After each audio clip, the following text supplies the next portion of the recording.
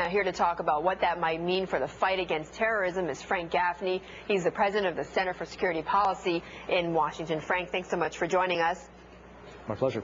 Okay, I want to ask you first about this emergence or these reports about this emergence of al-Qaeda in Yemen. What is it that's, I guess, what are you hearing about that? How strong are they right now in that Gulf country? And what can the U.S. do about this?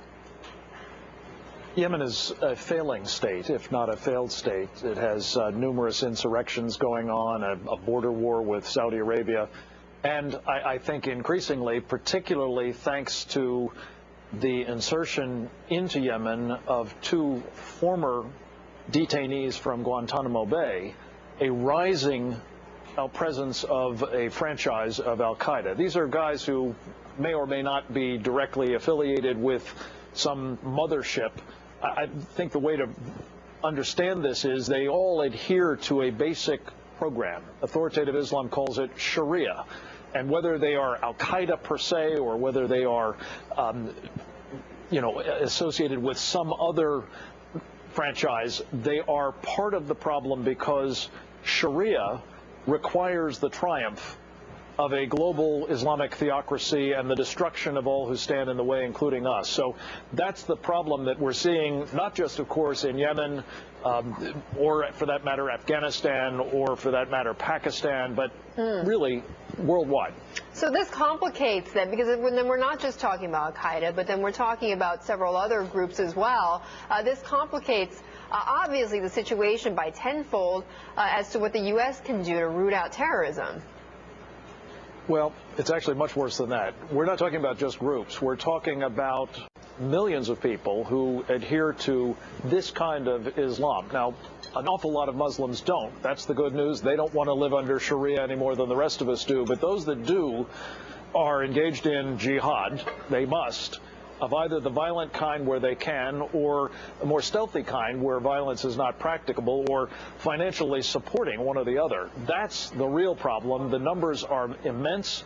And what really worries me most, I must say, about the president's announcement that we're going to have this investigation and we're going to find out by tomorrow what went wrong and we're going to start taking corrective action is, if we don't start with a fundamental and hard look at who the enemy is and what is animating them, something that, as best I can tell, isn't even on the table as far as President Obama is concerned. You mean we're not going to begin to get the answers right, let alone defeat these enemies. So you mean not going at the point where they're going to be entering and committing these acts, but you're saying going after the bombers then?